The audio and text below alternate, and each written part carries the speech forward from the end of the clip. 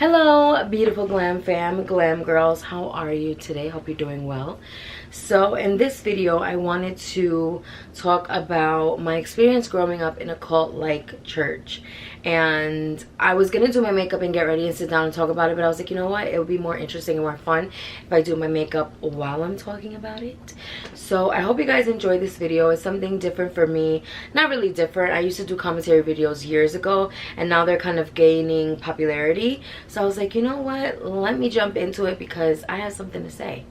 And this is probably like the craziest thing I've ever been through, anything I've ever experienced. This is the craziest story. So I just thought it'd be fun. I'm not going to talk about the makeup, but I'll leave everything down below. So I guess I'll start with the backstory of my religious upbringing.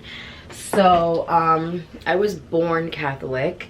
So basically that's the religion that my mother was, and that's kind of what I was born into, and that's what my family still is, besides, you know, me and my mom and stuff. So my mom was raised Catholic. My mom's Puerto Rican, so you know, a lot of Puerto Ricans are Catholic, especially like in New York and stuff.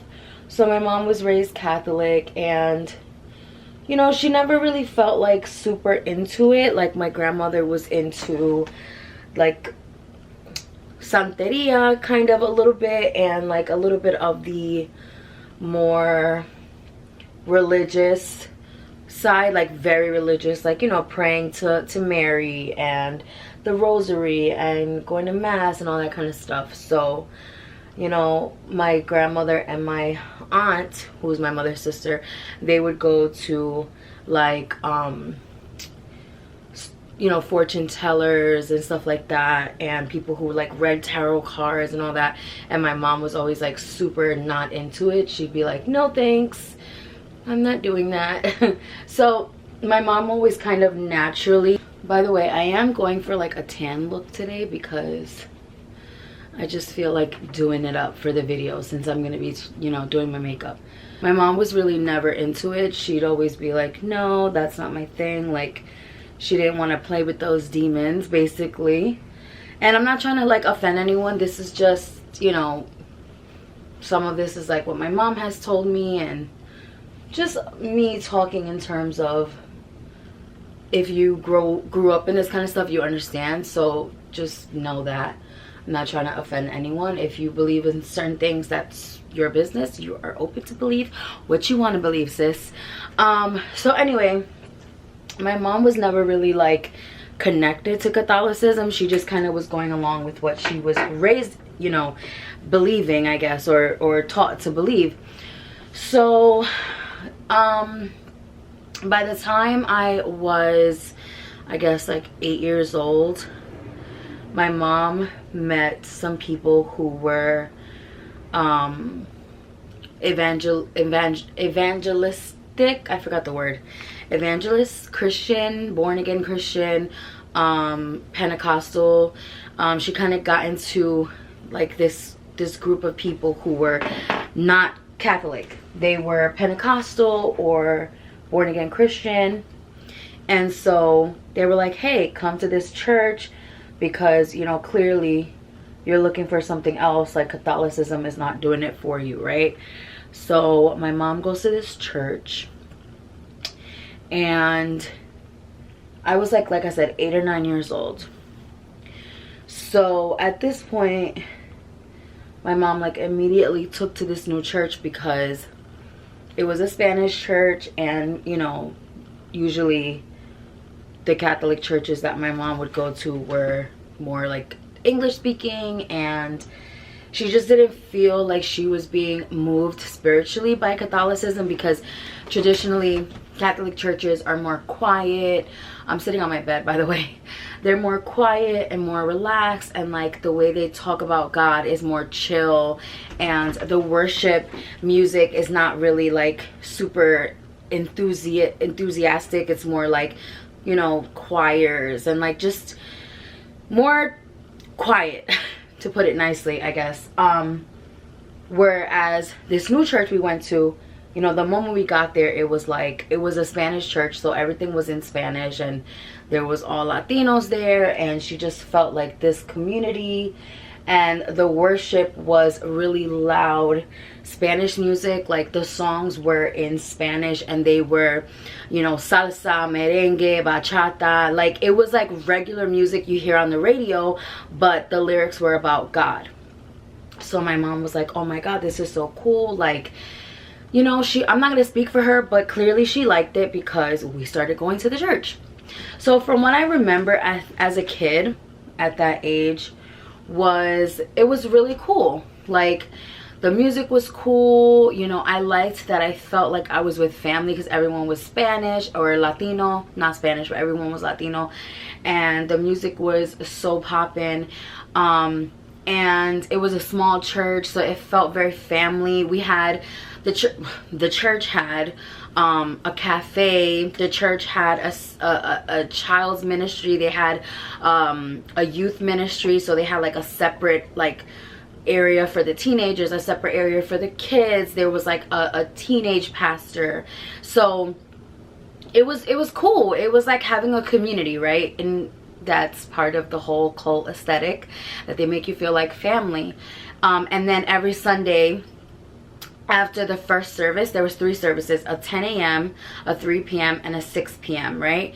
So after the first 2 services, there was food that everyone in the church would come with their own food, and then you had to pay per plate. So it was, I don't remember how much it was for a plate. So let's say, for example, you brought rice, she brought chicken, she brought this, she brought that. Before you know it, you have like this buffet line of food. And so my mom and I like got into it, and I'm talking like in terms of years. Obviously I wasn't doing this at 8 years old, but as I got older, I started, you know, participating. So we would bring different food, and by the time I was a teenager, I would be like baking cakes, and my mom would make like a certain dish that everybody loved, and you just started to feel like you were needed, you were important, and you know, you felt like a part of the family. So, you know, as a kid, I remember the church feeling like family, and I liked, you know, that I had like friends, and they would do like these trips in the summer to these parks, and like people would have parties in their building where you like the whole church would come, and they would have like a whole section for the kids to play, and it would be like a Bible study kind of thing, and then there would be like a dancing area, a food area. So it just felt like a community, right? Like for people who didn't have a lot of family, or for people who like didn't have family nearby, they had this church that could be like their surrogate family. So at first everything seemed really legit, right? Like I remember the pastor really feeling like legit. And maybe if you've never been into a church environment, or you've never been a religious person, you might not understand what I mean. But as a Christian, which I still consider myself a Christian, as a Christian, you know, you have this belief system that everyone has their own anointing. And what that means is everyone has their own purpose, everyone has their own gift from God that they're supposed to share with the world, right? So let's say you're a natural born singer like me. Maybe you feel like your anointing and your gift is to sing, you know, Christian music, and that's how you bring like God's word to the world, and that's your anointing, right? Some people feel like their anointing is to help children, help the poor. Like you have like this anointing, this appointment by God, like this is your blessing that you give to the world. So I remember feeling like, oh, this guy's really anointed by God. Like you can feel that what he's saying is like from God, and you just felt like the Holy Spirit was there. I remember really feeling like, oh, this guy is like legit from a young age. And like people would speak in tongues, like I spoke in tongues, and everything at the beginning was great. It felt real, right? And then little by little things just really took a turn. So it started a couple years in where things just got weird. When I first started going to the church, the pastor and his wife were like the main leaders, and his wife would like lead the worship music, and they just seemed like the perfect, you know, church family. Like his wife would lead the worship music, and sometimes she would just have like a little something to say, but her husband was still like, you know, the main pastor and stuff like that, and everything was really like about God and stuff like that. And little by little, he just started saying crazy stuff. So I started remembering, or I started realizing, I guess from memory, what I'm trying to say is like, the first thing that I noticed was that he was starting to say stuff about the reggaeton artists that were popular at the time. So like Don Omar, Daddy Yankee, like, I mean, those people are still famous, but at the time, like in the early 2000s, they were like the most famous, right? So I remember him saying, like, telling the youth pastor to tell the teenagers, because at this point I'm 13 years old, right? It's, well, I don't want to tell you, but it's the early 2000s. I'm a teenager, and he, you know, to kind of control us, the youth pastor starts telling us like, oh, these artists that you listen to, like, they're poisoning your mind, and these reggaeton artists, they need to come to God because they were raised in the church and they've turned their back on God.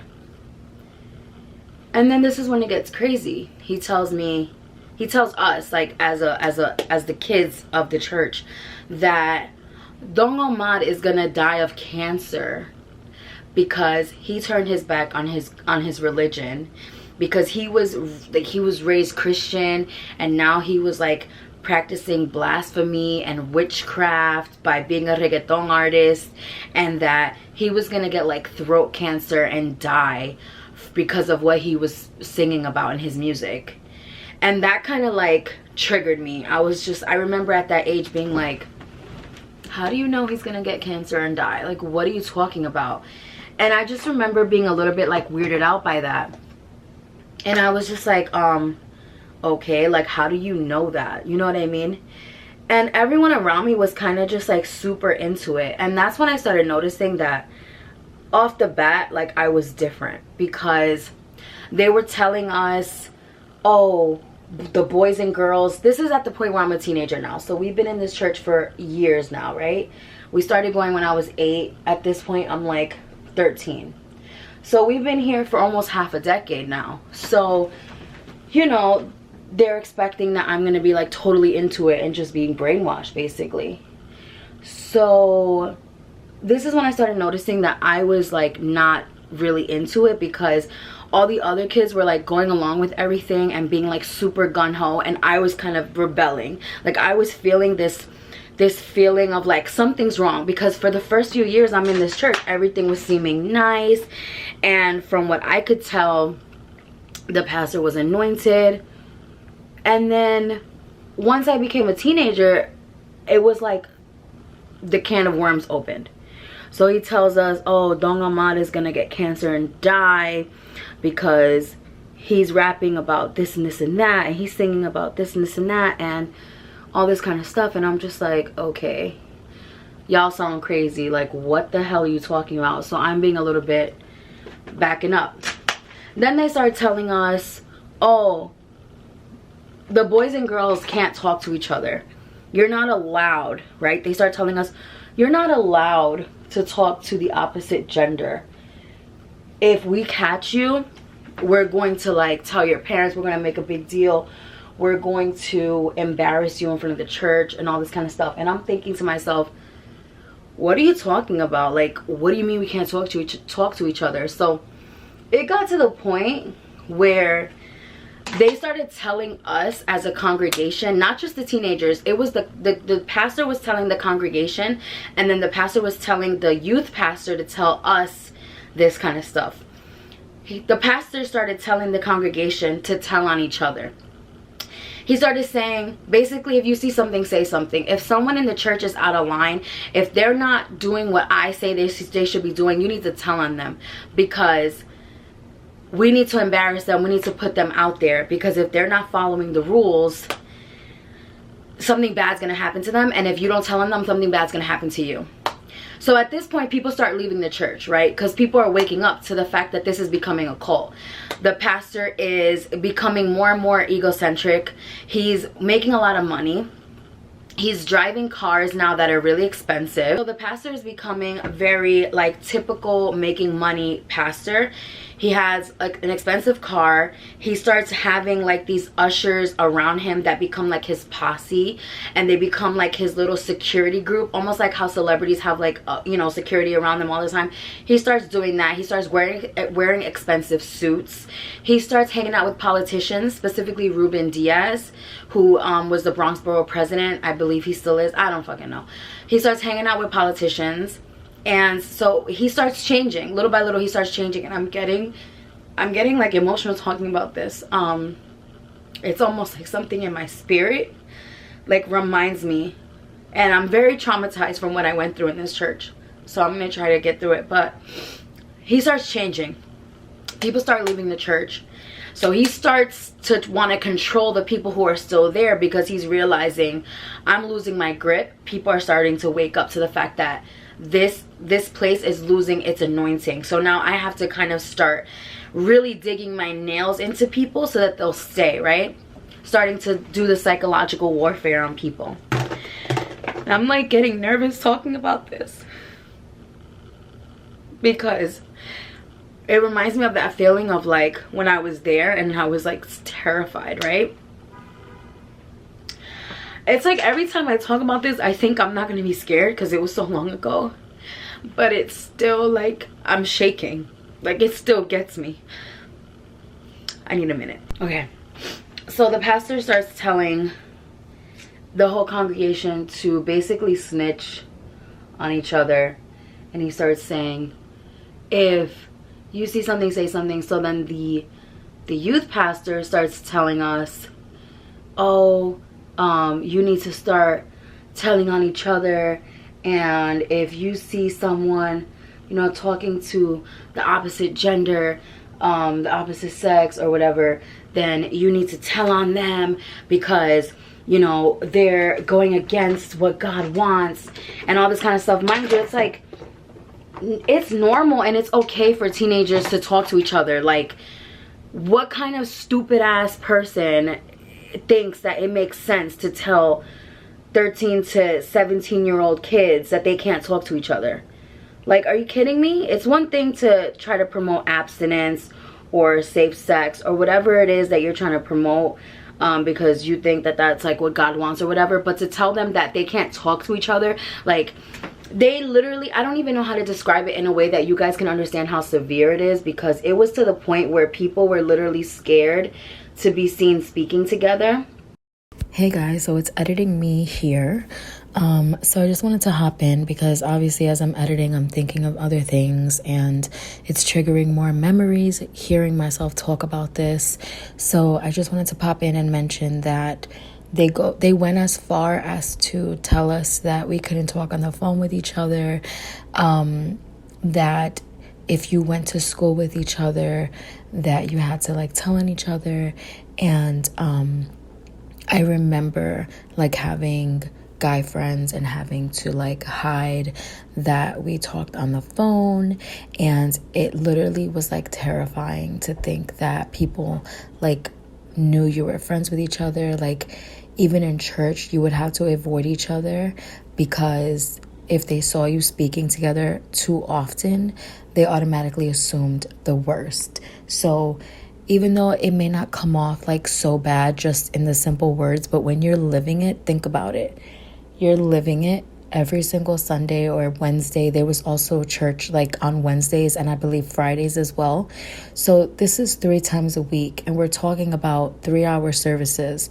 That's 2 3-hour services during the week and then 3 3-hour services on Sunday. And then sometimes there were Bible studies in people's houses. So there was a lot of your life spent with these church people. And you'll see in the rest of the story, I mentioned I went to high school with one of the girls that went to this church as well. Actually, I went to high school with 2 of the girls that went to this church. And one of the girls' fathers was actually the main deacon that was in the pastor's like little posse.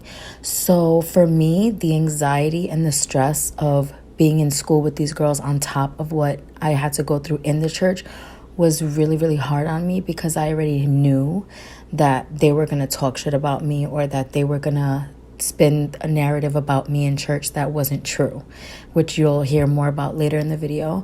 But I just want you to know that even though it may not sound as dramatic, it was really dramatic, and it was traumatic, because as a teenager you are innocently just trying to be friends. And even if you're not being innocent, it's normal and it's healthy for teenagers to be interested in each other, to be sexual, to be exploratory, you know what I mean? So it was just very traumatic to be scared of being normal, basically. Together or speaking to each other. And it was like, while you were in church, yeah, you could kind of talk to each other, but you had to really like be careful, and you couldn't talk to each other for too long. Like if you were seen speaking to a boy for too long, you were labeled, and that's what happened to me.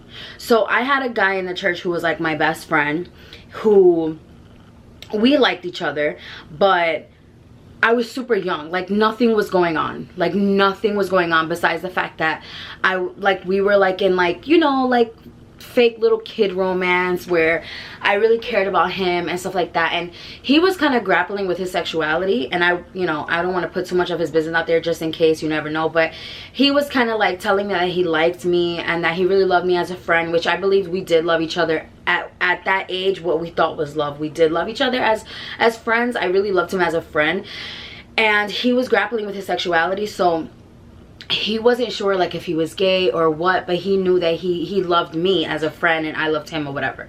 So I was always trying to like help him, because remember, we're young. Like the most we spent time together was in church. We weren't like hanging out outside of church too much. So I would like spend a lot of time with him, and it was very innocent. Like I said, we're in church, and because of spending time with him, I got labeled as slut. Mind you, want to say between 13 and we left the church when I was 16. So after 13 years old until we left, I was labeled a slut. I didn't have my father in my life, so the deacons told me, we have to watch you because you don't have a father, so you're becoming a little bit of a slut. Like they told me that to my face. They told me that to my face, because I asked them, I said, why are you guys treating me like this? Why are you watching me like a hawk? And then the other girls. All right guys, I'm back. I had to wait a little while because my camera battery died. So all right guys, editing me back again. So I realized because I got cut off here, my camera died.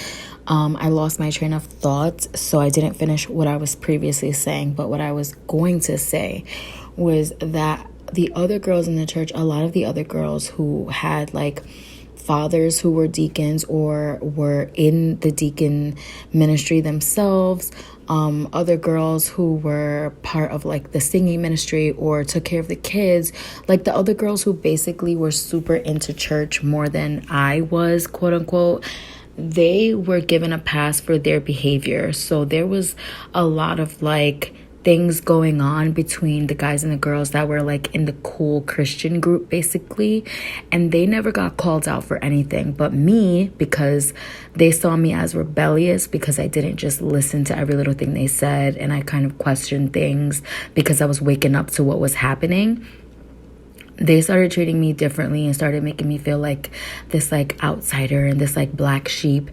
And that's kind of why I was even more upset, because I'm like, you guys are looking my way when I'm actually the innocent one. But these girls are putting on a face like they're so into church and they're so into this religion, but in reality they're the ones that are breaking all the rules. So that's kind of what I was trying to finish with my last thought that got cut off. I had to wait a little while because my camera battery died, so I ate some food, cleaned the kitchen. I had to scrub one of my pans. I texted my mom and I was like, Mom, I'm doing this video about the church. Can you send me some information on your end about what you remember happening and things that maybe I don't remember since I was a kid when we were in the church, and just your overall things that you want to add to the video? So I think I might just insert her video, her sounds. I think I'm gonna insert her voice notes in this video so you can hear in her words. We sound the same, by the way, so don't say like, oh, that's probably you. Like, me and my mom have a very similar voice. So I'm gonna insert them here, and then I'm just gonna maybe add like my thoughts on top of it. But I just want to continue before I do that from where I was leaving off from my experience as a teenager in the church. So I'm trying to remember exactly what was the last thing I said. I actually was like voice recording myself so I can keep track of my own thoughts. To basically snitch on each other, and he starts saying, if you see something, say something. So then the youth pastor starts telling us, oh, you need to start telling on each other. I remember being like, why are you guys treating me like this? Like, why are you treating me, you know, crazy? Like I'm, you know, this bad person. Because let me explain to you guys, I was very much like the black sheep, and I was kind of the one that stuck out like a sore thumb.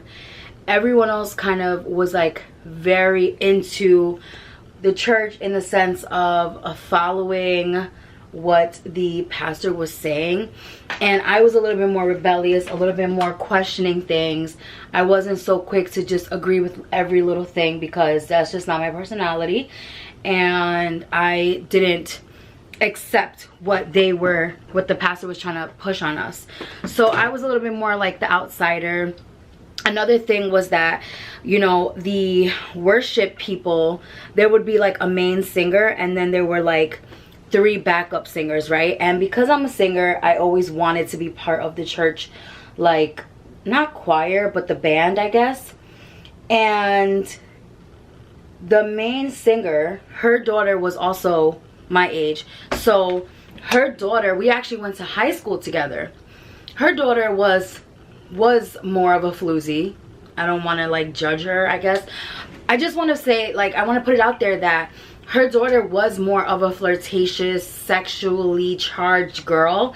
In high school, like, I was not at all, in the sense of like, I wasn't doing the same thing that girl was doing. And she actually would go to church and put on this like super saint-like personality. But I knew the truth, because in school she was doing things that I was like, oh my god. But because I'm not the kind of person who would go and snitch, that wasn't in my personality, because I understood, like, we're teenagers. If you're gonna sit there and act like just because your teenager goes to church that they're not gonna be kissing boys and they're not gonna be experimenting with their sexuality, maybe you should teach them and be honest with them about safe sex, about all those kinds of things, instead of pretending that church is gonna just magically make them a good kid. It's your job as a parent. And this woman, the one who was the leader of the singing, she was very much like into the church, and she was actually dating the youth pastor. So you see how everyone was kind of in on it together. So her and the youth pastor were dating, and then the teenage daughter was a backup singer. Now me, I was the slut, even though I wasn't, right? Her daughter was actually more of the promiscuous type. I remember we went to a party when I was in high school. She went to the same party as me, and she ended up like straddling and making out with one of the guys at the party. I remember one time I saw her phone, and she was saying really sexually explicit things to this guy, and she was like, don't tell anyone in the church, and blah blah blah. But then in church she was like this little saint.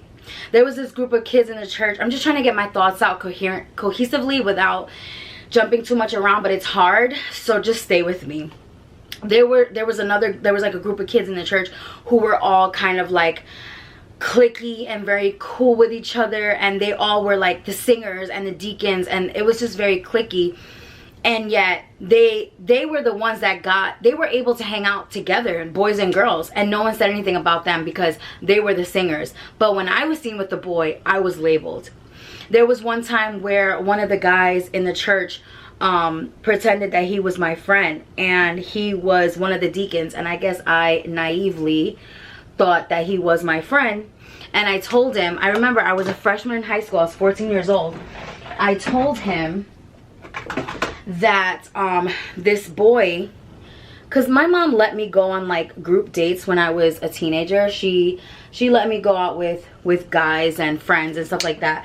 And she would say, like, you know, like she would drop me off at the movies and pick me up and stuff like that. Because my mom trusted me, because I wasn't doing anything like crazy. I was watching movies, literally, and I would tell you guys if I wasn't. Like, I didn't do anything sexual until I was older, you know? So I told the guy from the church that I had gone out with this guy friend, and that the guy kissed me. And, you know, I confided in him, because I was stupid enough to think he was my friend, instead of realizing that he was kind of part of the church's machine. That on the low, he was getting information from me so that he could go tell everyone. So he did just that. He went and told everyone that I kissed the boy, and that I was this big slut, and that everyone who, you know, thought I was a slut basically was right. The pastor actually ended up telling everyone in the congregation out loud that I was a slut, and that I was kissing boys and stuff, and that because I didn't have a father in my life, that's why I was acting that way. And they went and they found like my Skonex page, which was like pre-MySpace, pre-everything. That was like the original social media back then in the early 2000s. And they found my Skonex page, and they were saying that I was on the internet being a slut and all this kind of stuff. And none of it was true. Like, none of it was true. It was the most embarrassing thing that has ever happened to me in my whole life. Like, I couldn't believe that they embarrassed me like that. I couldn't believe that that guy who I thought was my friend, I told him that in confidence, and he went and told everyone in the church that I was out here basically kissing up on boys like a little hoe. Another thing that really started to get under my skin and was really detrimental to my like mental health and my feelings about myself and about just everything. Like, they started telling us that our parents had no say over us, right? They started telling us, I know it sounds crazy and I'm talking about it so nonchalantly now because, you know, what else can I do, right? But at the time, it really affected me, because as a teenager, I started feeling that desperation of, I was in this church and I felt like I had no control. As a teenager, I had no control to get out of it. And as soon as I started to feel really uncomfortable, by the time I was 14, 15, 16, those last 3 years of being in that church were becoming torturous. I started telling my mom, 13, 14, 15, 16, sorry. I started telling my mom all the time, I don't want to be here, I don't want to stay. Because if you guys have ever been in a very like religious church where there's like multiple services, like I told you, there was a 10 a.m., a 3 a.m. and a 6 p.m. service on Sunday. It became like this thing where you had to be all day. Like, you didn't just go to one service, you had to go to all three. It was known that everyone would, like, it was just like the thing. There was no, oh, I'm only going to the 3, oh, I'm only going to the 6, oh, I'm only, like, that wasn't okay. People would judge you if you didn't stay all day. You had to go to all 3 services. So you would be there from literally 9 a.m. till 10 p.m. like all day church. And now looking back at it, I'm like, that is so unhealthy. That is so absurd. But at the time, being in it, we thought that was normal. You got up early, you got there early, because if you didn't come an hour early to sit and pray before the service, you weren't Christian enough, you weren't serious enough. Your faith and your closeness to God was not on par with what you were supposed to be. So you had to get there early enough. You had to sit in the front, because the closer you were to the front, the more committed you were to God. People used to put their Bibles on their chair to save seats, and like you would, it felt like you were in like going to a concert. Your friends would have to hold seats for you, because everyone would be crazy trying to get to the front, because the closer you were to the pastor, the closer you were to the altar, the more you were serious, the more you could show off that you loved God more than the other person. So you had to get there early to get a seat. You had to, you know, bring your Bible and be super serious. And everyone had to like speak in tongues and worship and scream and shout and jump up and down and like be super into it, or else you weren't good enough. So after the first service, then around like 1 o'clock, everyone would, you know, it would finally be over, and then we'd go downstairs because the church was 2 levels. So the first level was where the children's nurseries were, where the cafe was, the bathrooms, and where the youth pastor would do his service for the kids. And then up the stairs was the main church, where the actual congregation with the altar, the bands and everything.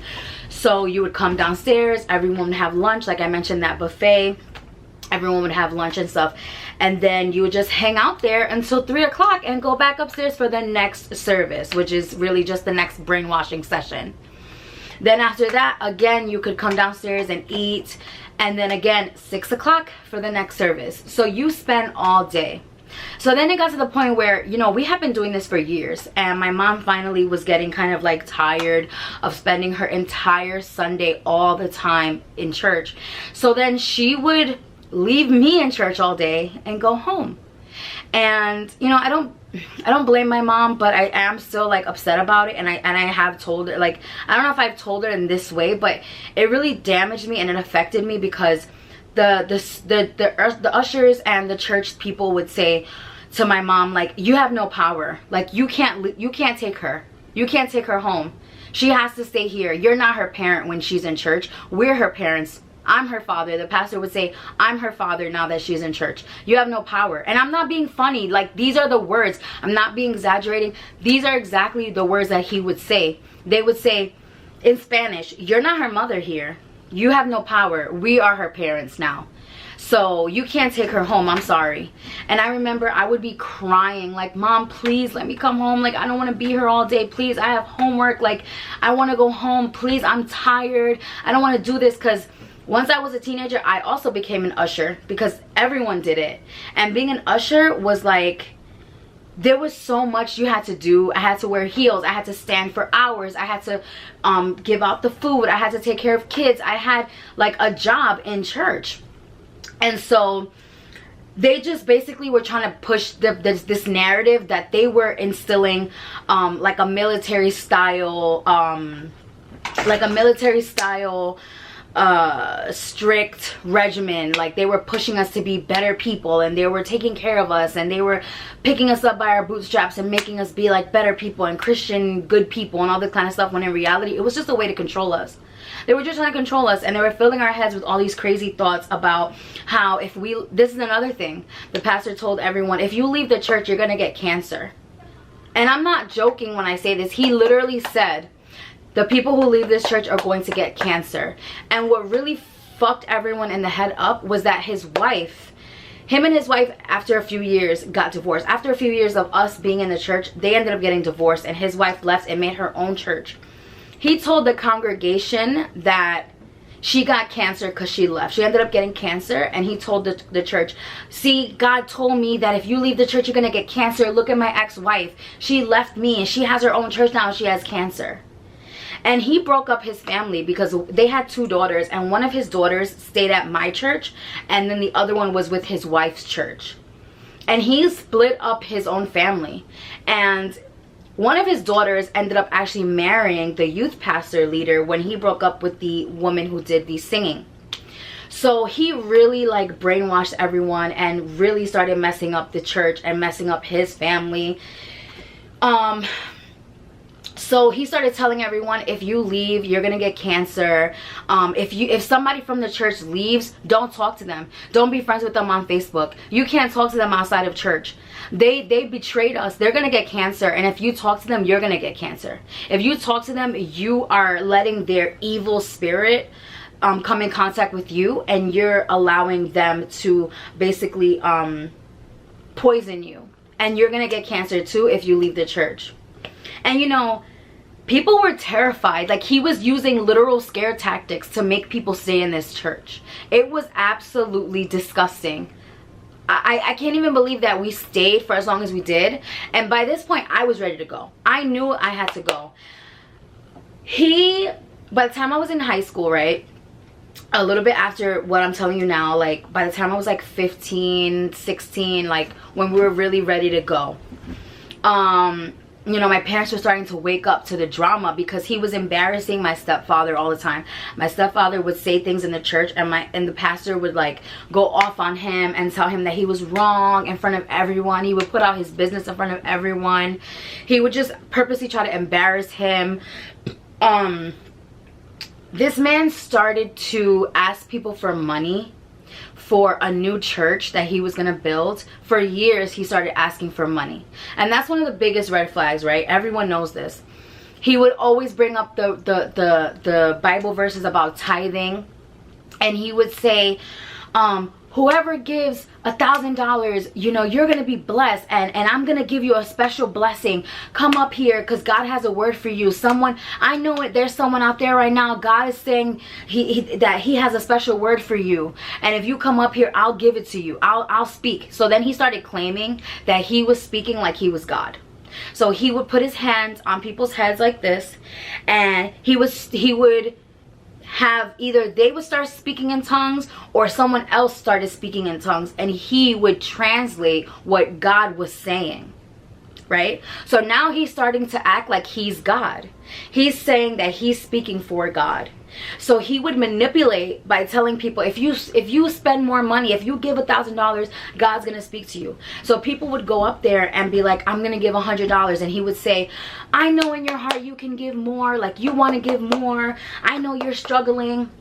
I know you don't have money to pay for your kids' tuition. I know you don't have money to do this or do that, but God is saying, give me everything and I'll give you more. I'll give you more.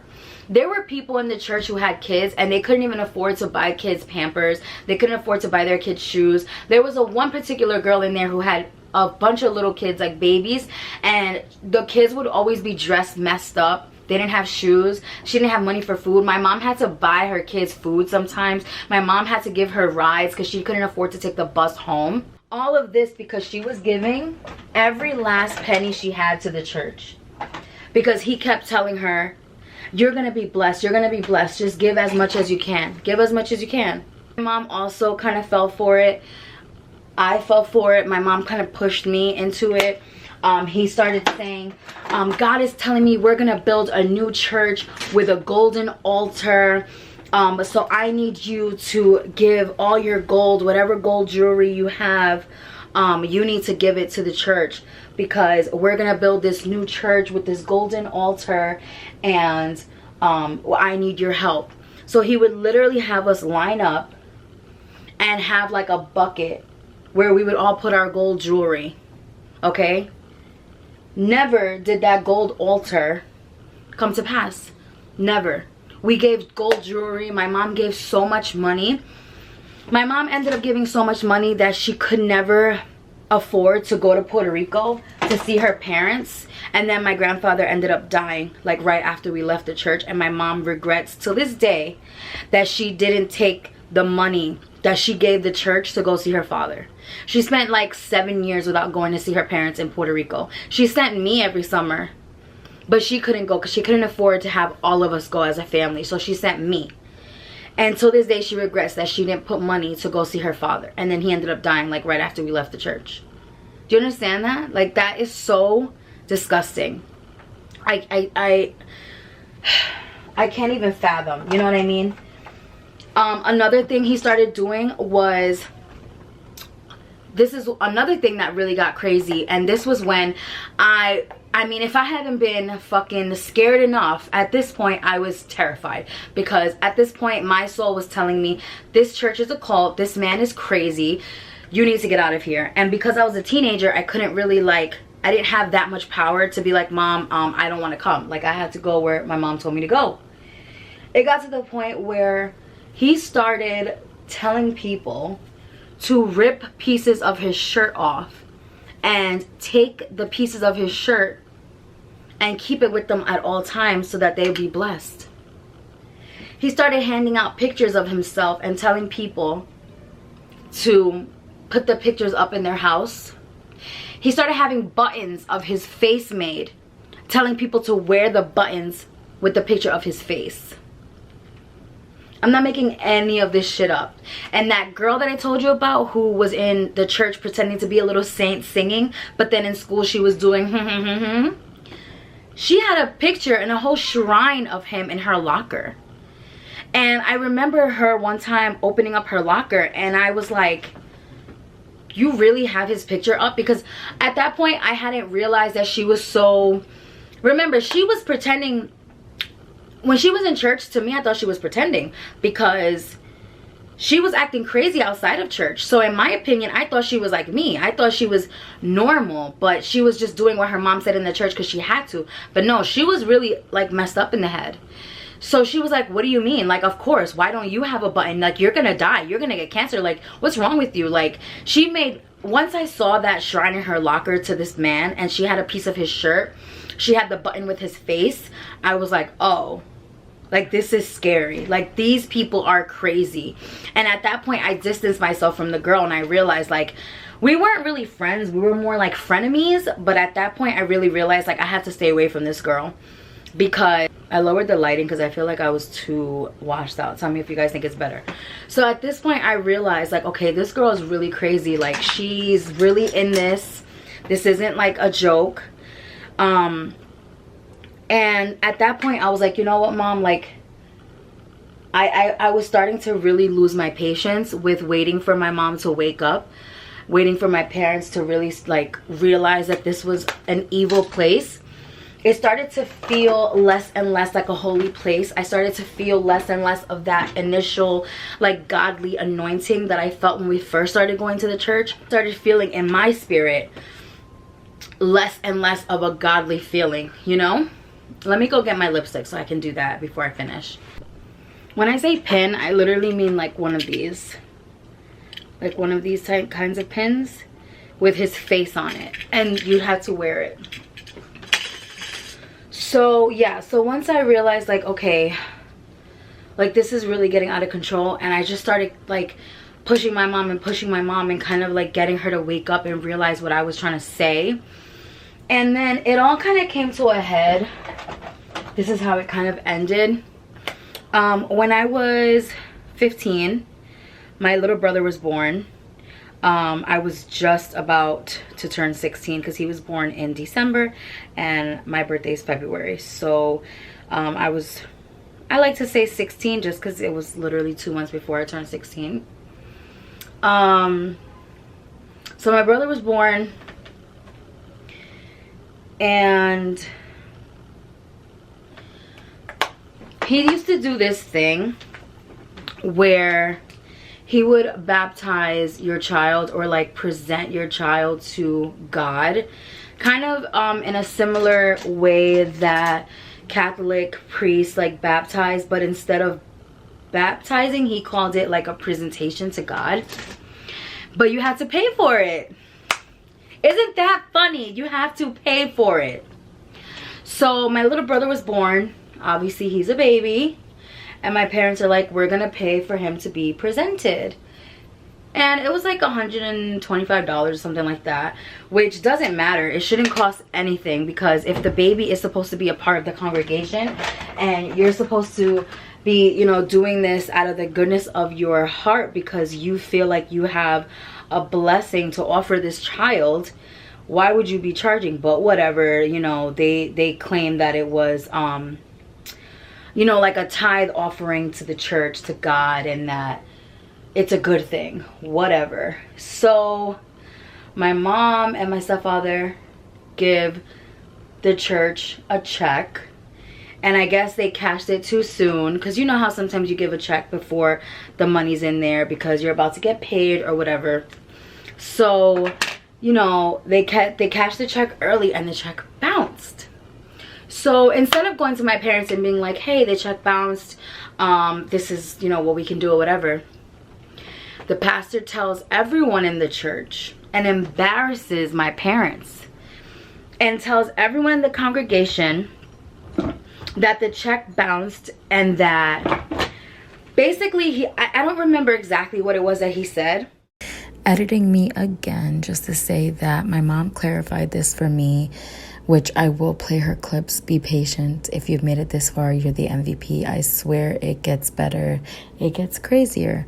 But my mom clarified that the check that bounced was not the check for the baptism. It was a check for the pastor's daughter's wedding, which my mom does say later in her voice notes that the pastor's daughter had gotten married and the whole church had to come to the wedding, but you had to pay I think it was $125, $150 to attend the wedding per person.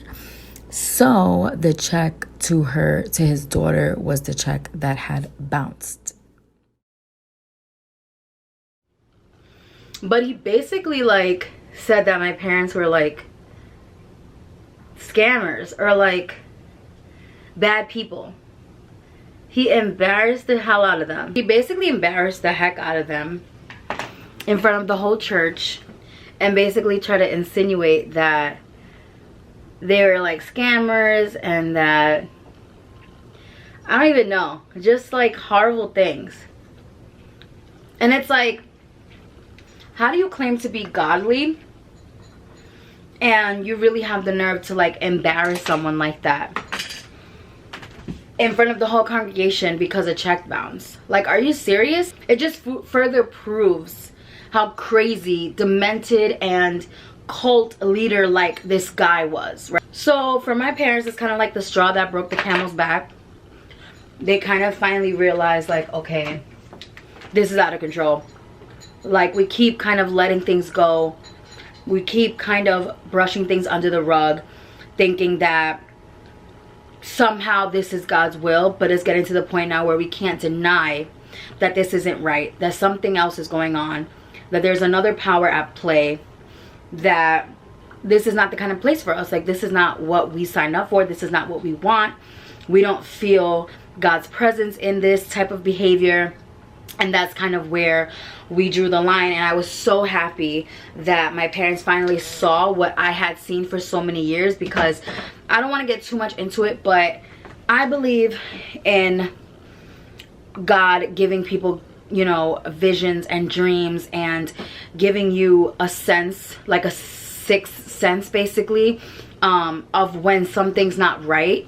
And you know, for everyone that could be different. For me, I feel like I have this ability to kind of sense evil. Even when someone seems super nice, I can sense bad intentions, I can sense bad vibes. And I don't want to get too deep into it, but I was having dreams and feelings for a long time about this church before we left, and I kept trying to explain to my mom, like, God's not here anymore. Like, this isn't the vibe. We need to get out of here. So when she finally realized, like, oh my God, this is bad, that kind of was like the straw that broke the camel's back. But there's a lot of other things that are part of this story that I want you guys to hear from my mom. So I'm going to play her clips, and then I might jump in and kind of give you guys my thoughts on it. But we're going to listen together so that you guys can hear from my mom's perspective.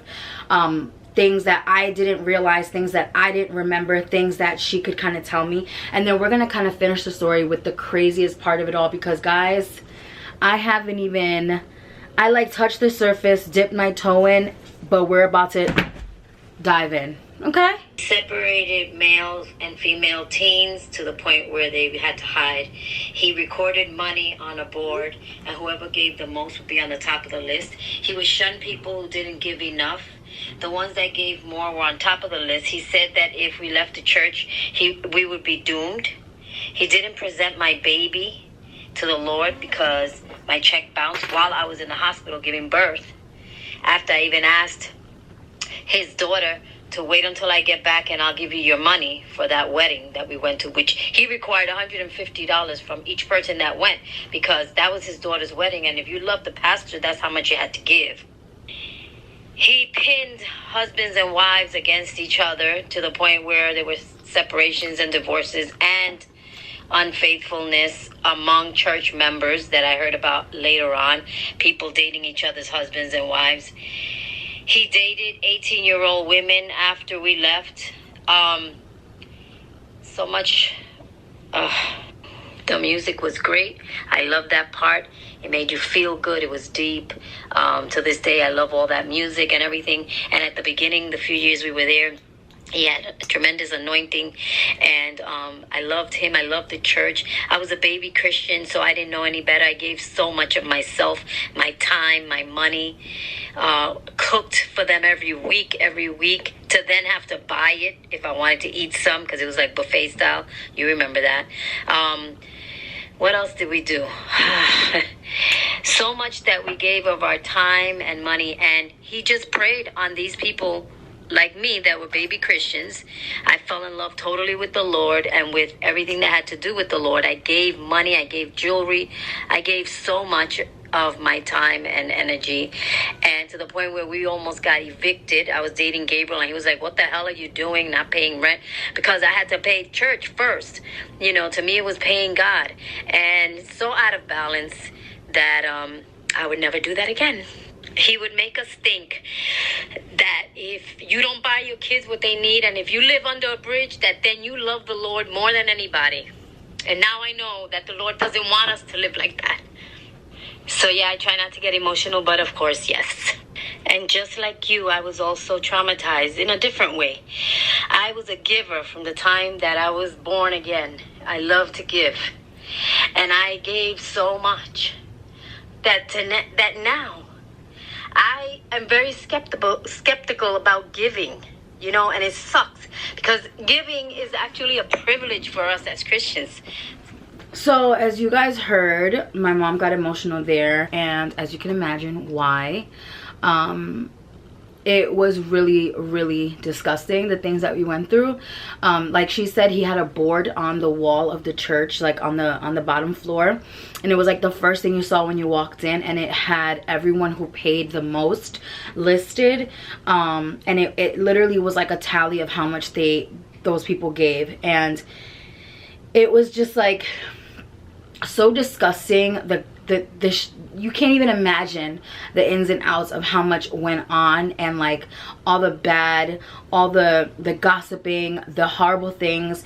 And I'll tell you guys, this man, after he divorced his wife, he ended up splitting up one of the couples in the church, and the couple was very kind of controversial because the woman in the couple, she used to dress very sexy to church. She used to wear like those clear, really high like stripper heels to church, and then she would wear like very tight suits, and just like a lot of jewelry, a lot of makeup, a lot of weave, which is nothing wrong with that. Hello, look at a bitch. I mean, this is my hair, but I'm just saying, like, there's nothing wrong with being sexy and wearing makeup and stuff like that. Now, I will say to church, maybe I wouldn't wear this much makeup. I wouldn't wear my boobs pushed up. I wouldn't wear high heels. That's just my personal opinion about it. But she dressed in a way where a lot of people were very like, okay, like, that's how you gonna dress to church? Okay, like, But people really liked her because she seemed really nice. She had this very like Real Housewives of New York vibe to her, so people looked up to her in a way, and it seemed like she was kind of that woman who goes to church to sit close to the pastor to kind of like seduce him. And guess what, guys, it worked. He ended up sleeping with her, and she left her husband. Her husband left the church, and he married this woman. The pastor married this woman. He married her and talked all this crap about her husband, her ex-husband, to the church, and said that he was never into it, that he never was a believer, that he was never chosen, that he was of the world, that he was all these horrible things, all because this pastor was married to his wife now, right? Then eventually, after we left the church, him and that woman ended up divorced. Alright guys, so my camera had to charge again, so I finished my makeup. I just did my lashes, and now I'm doing my hair. I'm just touching up yesterday's curls. See the difference? And again, everything I'm using will be down below. So I ended up texting my mom again, just to kind of again clarify so I could end the story time. So she just told me that that woman that used to wear the stripper heels, he married her. She's not sure if they actually did get married. When we were still in the church, they weren't actually together yet. They got together once we left the church, but while we were still in the church, it was kind of like known on the low that there was something going on between them. They just seemed very like friendly, and they were always having these quote spiritual talks together, but kind of everyone knew that, you know, low-key something was going on. And then after we left the church, they like moved in together or something, but my mom's not sure if they actually ended up getting married or not. And what we knew was from what we saw on like Facebook and stuff, because back then people weren't like, there wasn't really much social media besides Facebook. So all we knew was that they had like lived together or something. Then what ended up happening was she left him because I guess she finally woke up and realized like he ruined her life. Like I think she had 2 daughters with her ex-husband, and I guess she one day woke up and realized like, yo, I threw my whole marriage away. Like, my husband was always right about this man. You know, I'm not trying to speak for her because I don't know her like that, but you know, one can only imagine what she ended up feeling once she left him and kind of realized, you know, what she had gotten herself into. So she left him, and things just really spiraled like in the 2010s with this guy. He ended up starting to date really young girls, and he started dating like an 18-year-old girl. And apparently the girl's father was very vocal on Facebook about not liking the fact that this older man was dating his daughter, because mind you, he was in his 50s already and he's dating an 18-year-old girl. You know, especially since this is a church where there is a youth pastor, there's a youth ministry, there is a nursery. You know, these people are taking care of children. These people are taking care of teenagers and kind of claiming to be rearing people's children basically, and he's out here dating children. Okay, like, disgusting. So the father of this girl made it very known that he was not happy with this situation. And then there was a few other kind of conspiracy things going on that, you know, no one really knows the truth about. As people were leaving the church more and more, you know, things started coming out on Facebook, and there was like this picture of him that was circulating on Facebook, and it was like him like half naked. And some people were saying it was him, some people were saying that it wasn't. So it was just like weird things were happening. Like, people were like, what the heck is going on? Mind you, at this point we're like way out of the church, so this is us just hearing things from the grapevine and from Facebook and stuff. Like, we didn't really stay in contact with many people, but in some capacity you're gonna hear from the grapevine from people who left the church and stuff like that. So there was this picture. Obviously nobody can know, like, nobody really knows for sure if it was him or not, or if it was like a Photoshop picture that somebody put out to kind of embarrass him or tarnish his reputation, because that's possible as well, even though he tarnished his own reputation. But long story short, I guess now, if I can say long story short, the way it ended was that he was I mean, I guess this is the way like I said, I'm not going to say the names of anyone or anything, because I'm not trying to be, getting myself into legalities of things. But he ended up deceased, and he was found deceased in the river somewhere here in the Bronx, which is where the church is. He was found by his son-in-law at the docks around where he lived. He was found with a dumbbell around his neck. Obviously he drowned, and the police ruled it a suicide. No one really knows for sure what happened, but that's how it was left. There are conspiracies about maybe somebody taking his life. Nobody really knows. I'm not here to comment on that because, like I said, I don't know. That's not something I will comment on. But yeah, he is no longer alive, the main pastor. But the pastor who was the youth leader when I was at the church, I believe ended up becoming the main pastor of the church, because now he's, you know, of age to, I guess, carry on the church. They ended up actually building that bigger church that they talked about building for freaking 20 years. They ended up building it here in the Bronx, so they did open up a new church. I can't speak on what the church is now, or the cult rather, what they are now, because I haven't gone to that church in over more than a decade.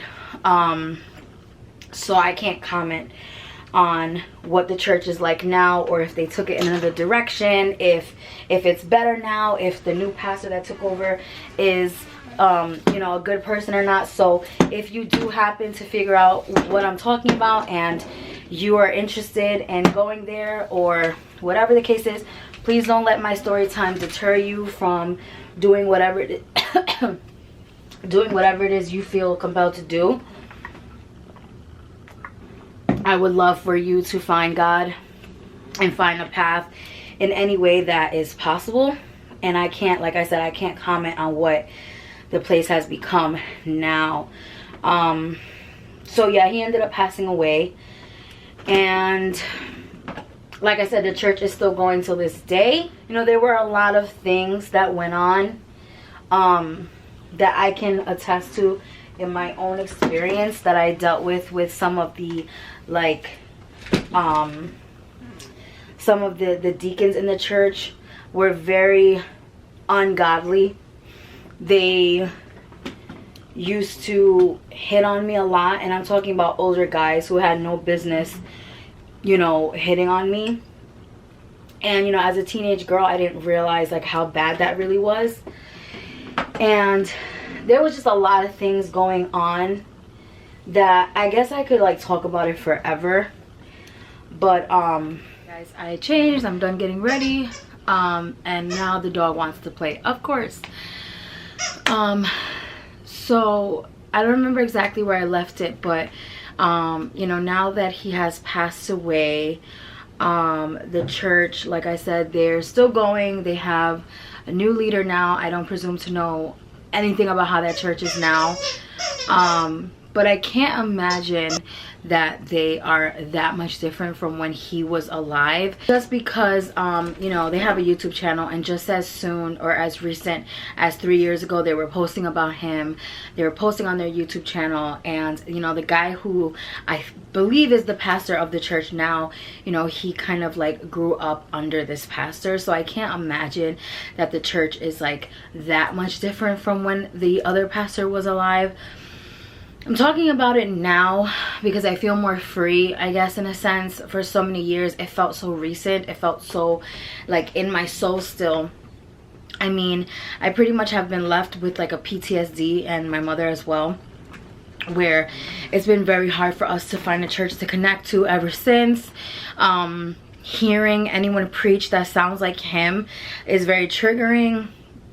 A few years after we had left, I want to say like 3 years after, I was already with Antonio, and we went by the area because we actually ended up living by the area of that church, and we walked past it and I had a panic attack, right? So for me, and that was a long time ago, you know, we've been out of that church for a long time, over a decade, well over a decade. So